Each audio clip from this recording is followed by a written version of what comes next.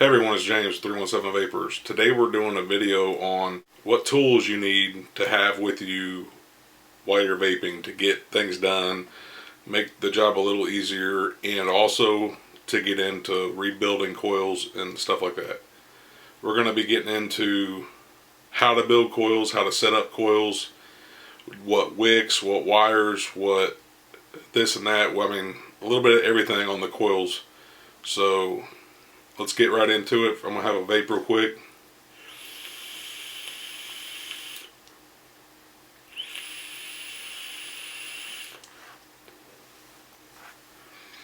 I'm running a 0.8.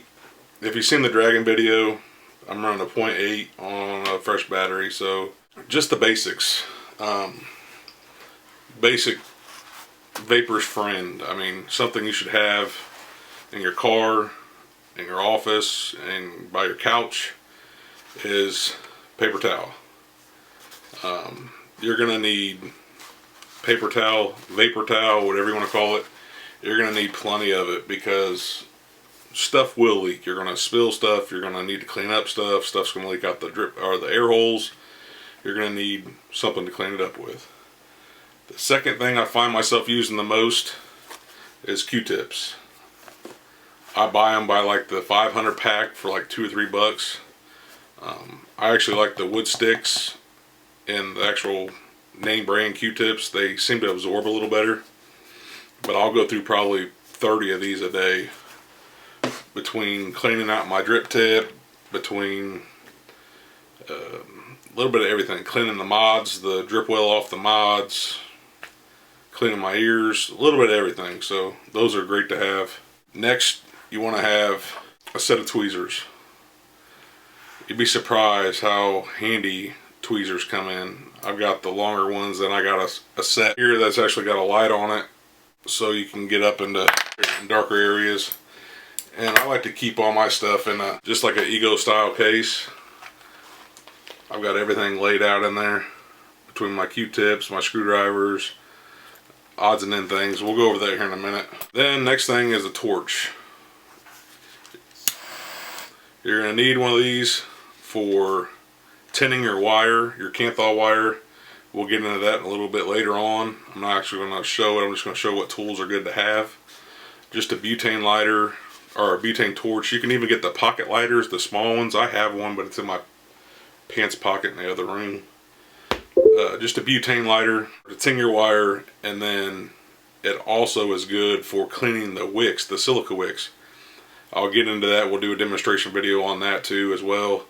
You can actually take, and instead of washing your silica wicks out and drying them, you can actually just torch it and it'll dry it out and burn all the gunk off of it like brand new again. So definitely have a torch. You're going to need Kanthal wire. Obviously Kanthal wire is a necessity, or nichrome wire, whatever you want to call it. I've got several gauges of wire, flat ribbon, round wire, all kinds of different stuff. Let me see if I can find it. You're going to need, if you're getting into actual building coils, you're going to need a resistance checker. This one right here was like 20 bucks from Mad Vapes, and they're really hard to find.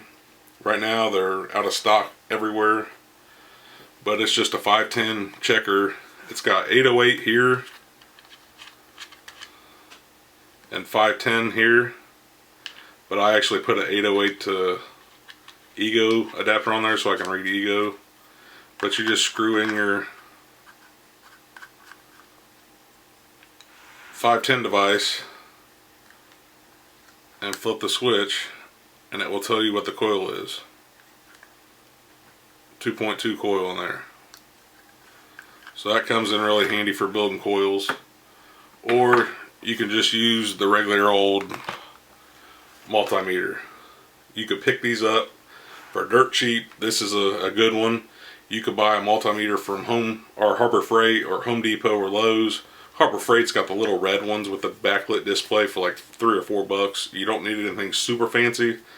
You just want it to be accurate. especially if you're going to sub-ohm builds, you want to make sure it's fairly accurate. That way you know what you're doing, what your coil is that you're doing. Syringes. I bought a box of these on eBay that comes sealed in their own little package, little 3 mil without the needle. I think I got 100 of them for like 15 bucks. They're great. I still rinse them out, but after a while the rubber's still in there with the juice. Even if you rinse it out, it'll start getting gummed up and it'll just start catching, snagging. So I just wash them out probably 5 or 6 times and throw them away and break open a new one. You get the blunt tip needles. It's great for sucking your juices out of like Z-ID Pros, like the Genesis tanks that have the needle fill hole and Genesis coil type deal. It's good for taking your juice out of the bottle or out of any tank you got and putting it back in the bottle. Like unlimited uses as a blunt tip needle on a syringe. So next, a screwdriver. Couple different ones. I got one with a magnetic end on it. That way if I'm trying to pick up a piece of Kanthal wire, I can just pick it up with a magnetic end. A Phillips and a flathead, a micro screwdriver, like the glasses for repairing glasses, stuff like that. When you get into rebuildables, everything's gonna have a top to it. It's gonna have center posts that you're gonna need to tighten up. So screwdrivers are definitely the way to carry with you.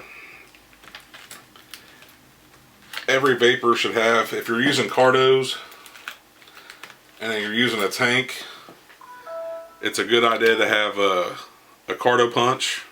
That way you can punch your own holes in the cardos, for the 1 or 2 holes depending on the thickness of the juice you're using. Then some tools to have, not really tools, but some accessories to have for building coils, and not necessarily just vaping in general, but building coils, is some drill bits for wrapping coils around, because it comes in different sizes. And I've noticed on like pro tanks and micro coils and stuff like that, a 440 machine screw, you can see here it has the threads, and we'll go over this here soon again too, but you can wrap your wire around it and then unscrew it, and your coil will be a perfectly built coil around the screw. And then I also have a couple wooden Q-tip sticks that I just cut off, and it allows me to build my coil around it, and it just happens to be about the same diameter as the 440 screw. So I can shove this in the coil, put the whole thing on my deck while I'm building my atomizer, and then I can just pull this out and my coil's on my atomizer. Some more things that's good to have on hand while vaping or doing any kind of rebuilding is a set of needle nose pliers. Your tweezers can do most of the work, but it's still good to have a set of needle nose pliers for odds and end things. I like to have, especially when getting into rebuilding, besides the drill bits, I like to have a file set. So when you start drilling out your holes and your top caps, you can actually file the holes down and get them nice and neat. That way there's no burrs. So a good file set's good to have. And all this isn't necessity items, just items I've found myself having on hand at all times. Oh, and another one that I forgot. Rubbing alcohol. Rubbing alcohol is your best friend just as much as paper towel is. When you're cleaning off your mods and you've got juice down in the wells, you can take a Q-tip with rubbing alcohol and clean all that juice up, clean the battery contacts off, clean your 510 connections on your tanks and your atomizers, and like I said, even clean the contacts off the battery. So I'll take a Q-tip and rub it on the positive and negative and let it dry on the batteries. That'll clean any just filth off the battery. It's always good to have pristine connection between your mod and your battery, so, and your tank and your mod. That's pretty much, I know I'm leaving a few things out, but I've just got everything kind of scattered around my bench. Let's get into this real quick. What I carry with me all the time is this right here, that right here. I've got my Q-tips, my screwdriver, my micro screwdriver, my long tweezers, a syringe, a blunt tip needle for the syringe up here, a few drip tips. Then I've got whatever juices I want to use that day up here, and smaller bottles. I've got a small bottle of 91% rubbing alcohol, an extra cartomizer, the carto punch, fingernail clippers, that bag I just showed you with the couple Allen wrenches and the 440 machine screw, and a couple smaller pieces of Kanthal wire. And I mean, that's pretty much it. I've got a few O-ring sets up here in the little blue baggie, and a carto tool, to like a slap your mama tool, so you can shove your carto up in there, and it all folds together nicely, zips up, and I just take it with me. I don't even try to put my mods in there. I've got too many. I've got a little container. Another quick little cool feature is on the Halo tins that your Halo sample juices come in. You can actually put your mods in there. That's another cool little tip. It happens to hold mods like perfectly well.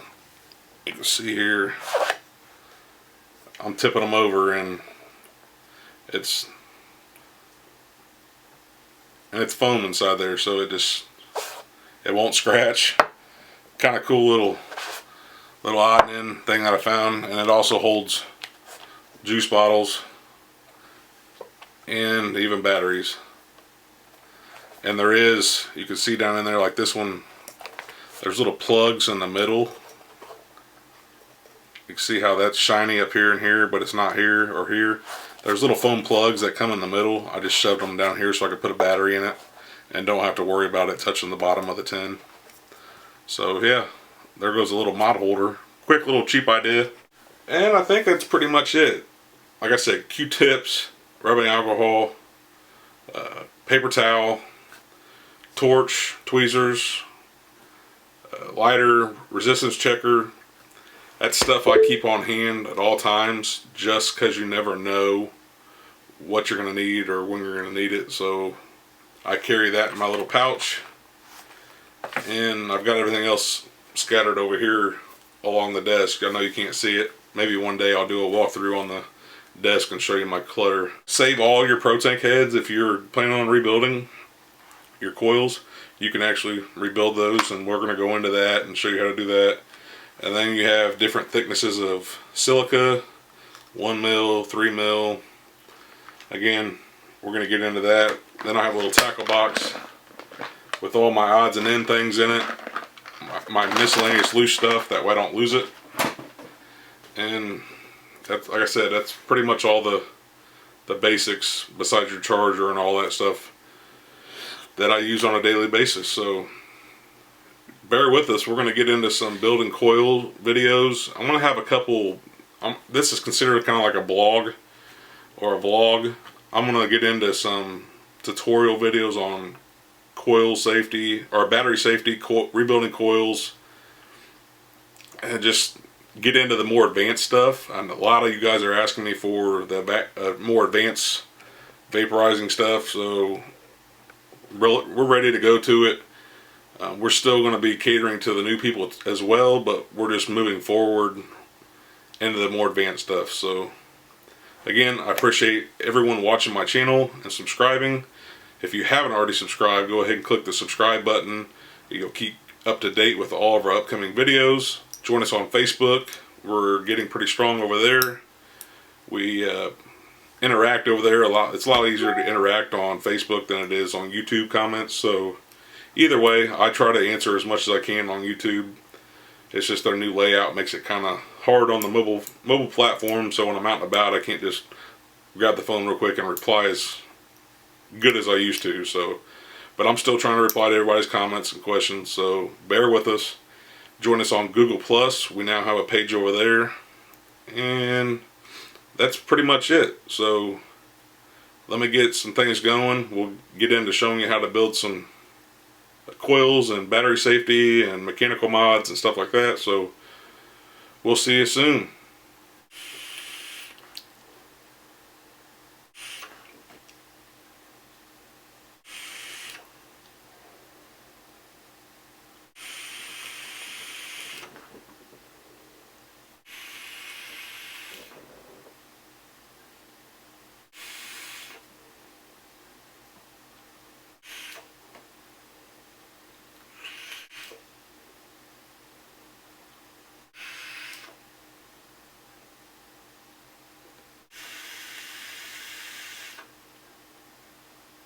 Got the whole place fogged up. See how foggy it is? I gotta slow down on this. I still gotta do a review on this juice. The gizzard juice from Quack Juice.